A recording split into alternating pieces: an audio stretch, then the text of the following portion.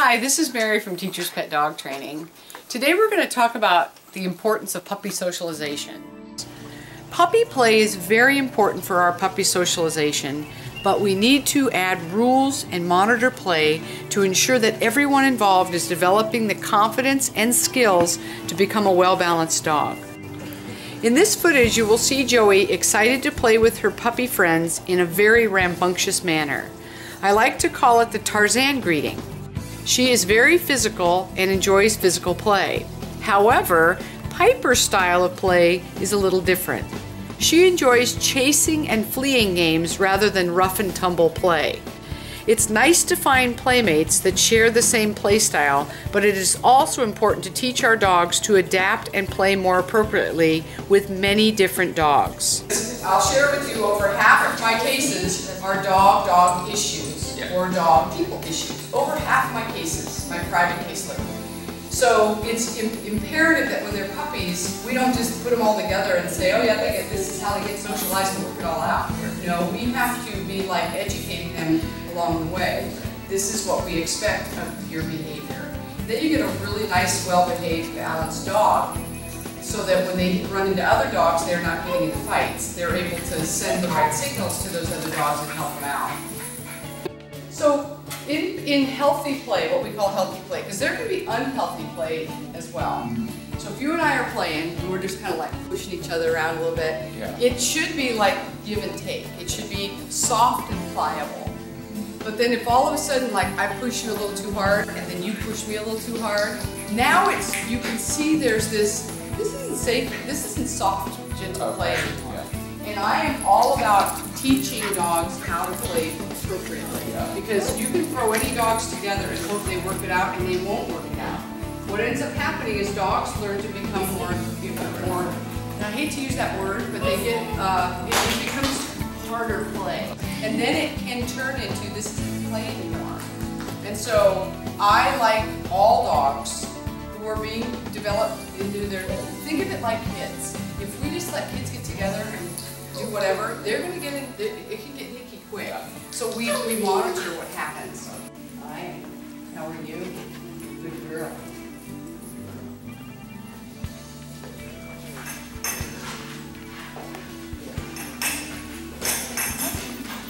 So again, because you can see Joey is targeting Piper. It's constantly going right back to Piper. Piper wants to run around and then that gets her fired up. And then she kind of does her back, and she backs in, and then she'll get, but then you can see where your puppy gets overwhelmed. So we monitor that, and we may have to do it 200 times in a visitation. But what we don't do is just like that. Natalie, stop that. Good. Good. Good. And then you can see Piper retreated to the little blanket.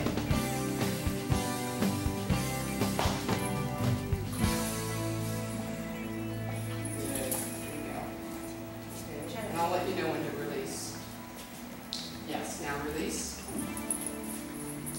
Let's see how she does.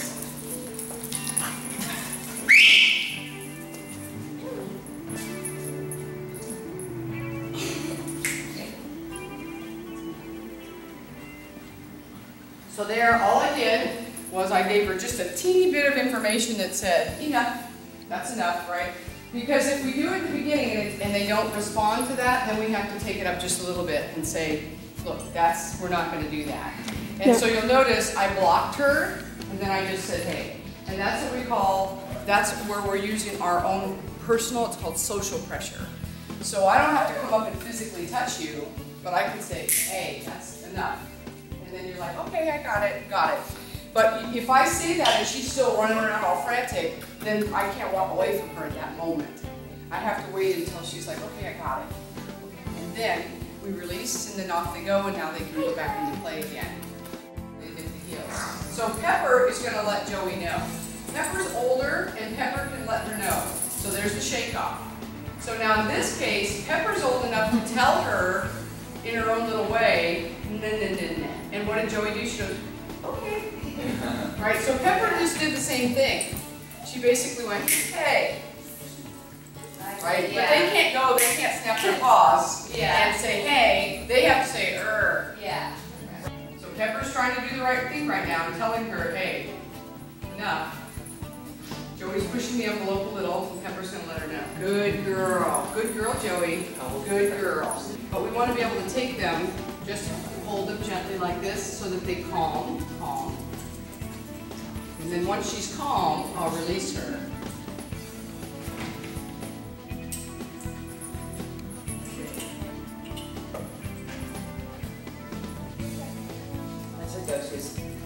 So once did you see that moment where she went, and then once I released her, now look at her.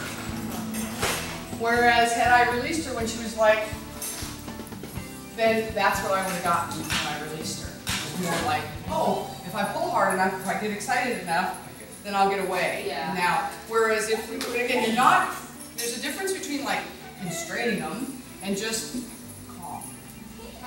And you can see, they're not afraid of her, but they retreat to people. You see when they get enough, when the dogs have had enough, they know to go to someone. And that someone has to be there to say, I'll help, I'm going to help, right? So it's important, the dogs will go to different people in the room and say, I need help. And then once she's calm, then you can release her. So all I did with her this time is as I had her, I just said gentle.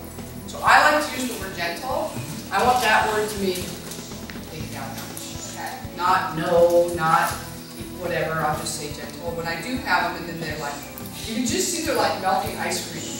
Yeah. You just see they're like, and then that's when you just go. As you can see, Joey has learned to tone it down a little because of our many interventions. In time, Joey will learn to adjust her play style and have more appropriate interactions with dogs. I hope you enjoyed this segment of puppies in structured play.